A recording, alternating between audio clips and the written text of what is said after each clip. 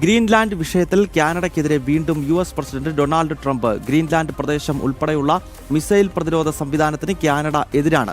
ചൈനയുമായുള്ള കാനഡയുടെ വാണിജ്യ ധാരണ ആ രാജ്യത്തെ പ്രതികൂലമാക്കും. ചൈന തന്നെ വൈകാതെ കാനഡയെ പൂർണ്ണമായി ഇല്ലാതാക്കുമെന്നും ഡൊണാൾഡ് ട്രംപ് സമൂഹ മാധ്യമങ്ങളിൽ കുറിച്ചു.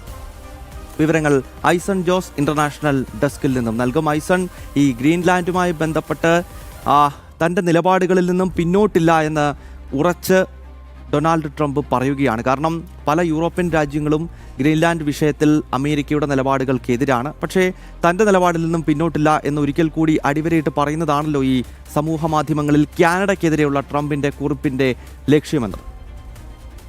തീർച്ചയായും ട്രംപിൻ്റെ നിലപാട്, അതായത് ഗ്രീൻലാൻഡ് ഏറ്റെടുക്കണം അല്ലെങ്കിൽ ഗ്രീൻലാൻഡ് അമേരിക്കയുടെ ഭാഗമാകണം എന്നൊരു നിലപാട് തന്നെയാണ് അദ്ദേഹത്തിനുള്ളത്. നേരത്തെ നമുക്കറിയാവുന്നതാണ്, ഡെൻമാർക്കിൻ്റെ ഒരു സ്വയംഭരണാധികാര പ്രദേശമായ ഒരു ദ്വീപ് രാഷ്ട്രമാണിത്.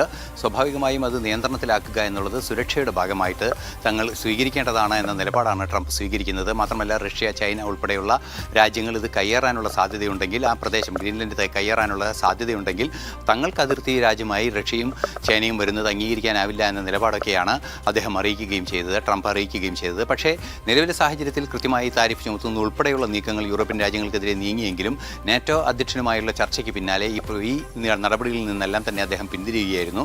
എങ്കിലും കാനഡയുമായുള്ള ഈ വിഷയത്തിൽ കൃത്യമായൊരു നിലപാട് അദ്ദേഹം അറിയിക്കുന്നതിൻ്റെ പശ്ചാത്തലം ചൈനയുമായി കാനഡ സഹകരിച്ച് വ്യാപാര ധാരണയിലെത്തിയ ഒരു പശ്ചാത്തലമാണ്. നമുക്കറിയാവുന്നതാണ്, ദിവസങ്ങൾക്ക് മുമ്പാണ് കനേഡിയൻ പ്രധാനമന്ത്രി Mark Carney Chinese president Xi ജിൻപിങ്ങുമായി കൂടിക്കാഴ്ച നടത്തിയതും പല ധാരണകളിൽ എത്തുകയും ചെയ്തത്.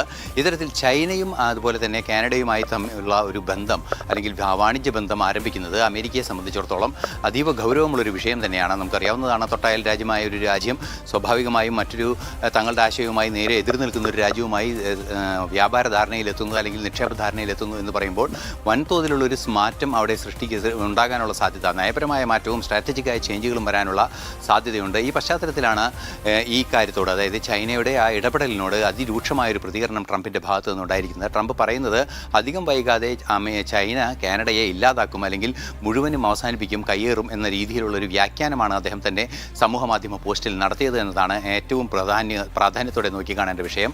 ഇതിന് ആധാരമായത് നമുക്കറിയാവുന്നതാണ്, അധിക താരിഫ് ചുമത്തി ബുദ്ധിമുട്ടിക്കുന്ന സമ്പദ് വ്യവസ്ഥയുള്ള രാജ്യങ്ങൾ ഒന്നിക്കുന്നൊരു അന്താരാഷ്ട്ര നീക്കം ലോകം മുഴുവൻ ഈ അടുത്ത കാലങ്ങളിൽ, അതായത് ട്രംപ് അധികാരമേറ്റ ഒരു വർഷത്തിനുള്ളിൽ കാണാൻ സാധിച്ചു.